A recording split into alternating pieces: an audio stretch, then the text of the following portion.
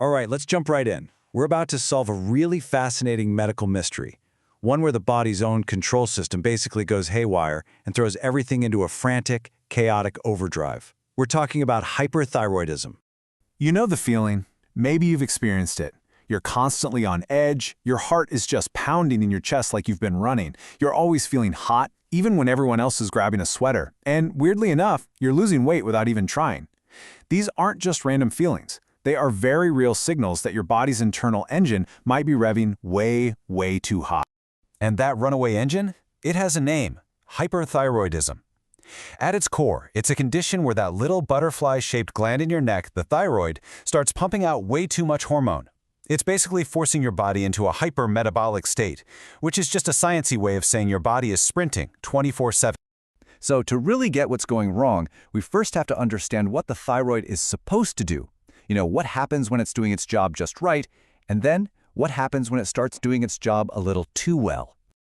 Just think of thyroid hormones as the gas pedal for every single cell in your body. Seriously, they set your metabolism, they control how much oxygen you burn, they turn up your internal thermostat, and they even make you more sensitive to stress hormones like adrenaline. So in hyperthyroidism, that gas pedal is just slammed to the floor and it's stuck there. So how does this even happen? Well, there are basically two main paths this can go down. The most common one by far, we're talking the vast majority of cases, is what's called primary hyperthyroidism. This is when the thyroid gland itself just goes rogue.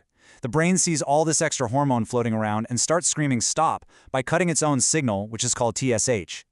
The other way, which is super rare, is when the brain is the problem, sending a constant go signal. For today, we're going to focus on that first one because that's where the real story is. Okay, so if the thyroid is going rogue, what's making it do that? Well, it turns out, in most cases, the thyroid isn't just acting on its own. It's actually being hijacked, and it's an inside job, a classic case of mistaken identity within the body's own defense system. Get this, an absolutely incredible 80% of all hyperthyroidism cases are caused by one single condition. That makes it our prime suspect in this whole investigation. And that culprit has a name: Graves' disease. So what in the world is Graves' disease? Well, it's an autoimmune disorder. That means your immune system gets confused. It starts making these rogue antibodies. But here's the crazy part. Instead of attacking a virus, these antibodies are the perfect shape to mimic the brain's go signal. They latch onto the thyroid and just force it to pump out hormone day and night. It's a textbook case of friendly fire. And Graves' disease leaves some very specific clues behind, a classic triad of signs. First, of course, you get the hyperthyroidism we've been talking about, that overactive state. Second, you often get a goiter, which is a swelling in the neck from that overworked thyroid gland. And third, and this one's really distinctive, you get specific eye problems. When a doctor sees these three things together, Graves is at the very top of their list. Now, because the thyroid really does affect pretty much every cell in the body, the list of possible symptoms is, as you can imagine, incredibly long. The best way to think about them is as a stream of clues the body is sending out, telling us it's stuck in this hypermetabolic state. You can really see how this one problem creates this huge cascade of effects all over. I mean, you've got the general stuff like weight loss and just not being able to stand the heat. Your heart is working overtime, causing palpitations. You might even notice your hands are a little shaky, or you just feel anxious and irritable for no reason.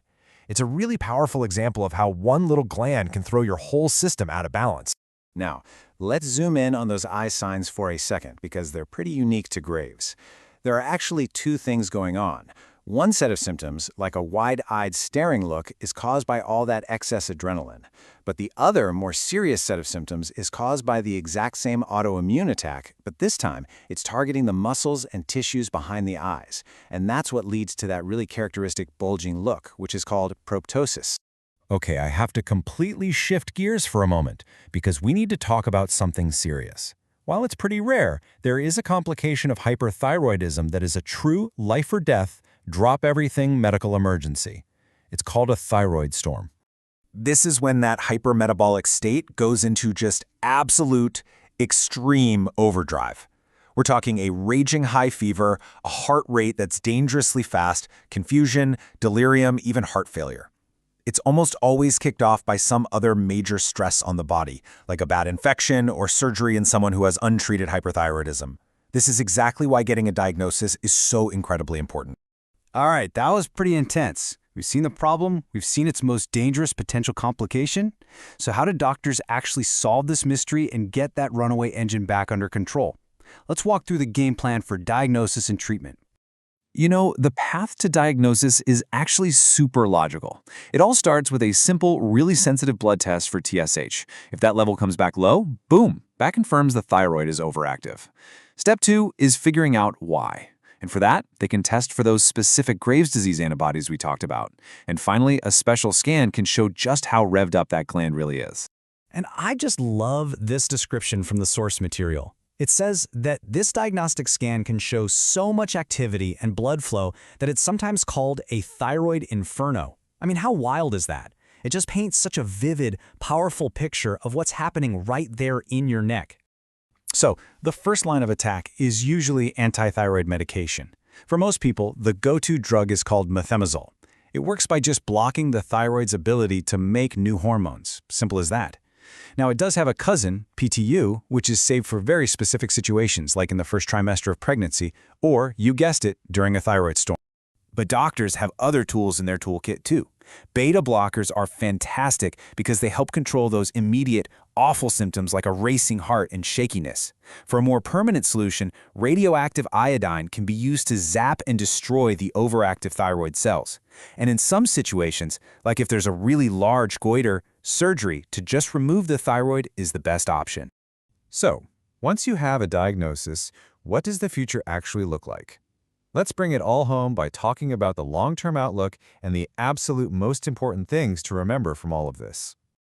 Here's the great news. With early diagnosis and treatment, the prognosis is generally excellent. But, and this is a big but, relapse is pretty common, especially with Graves' disease, after you stop taking medication. So ongoing checkups are key. And it's super important to manage the condition to avoid long-term risks like heart rhythm problems and even osteoporosis. Okay, brain dump time. If you only remember 4 things from this whole explainer, please make it these 4. Number 1, the most common cause is Graves' disease, that autoimmune issue. 2, the best first test is a simple blood test for TSH.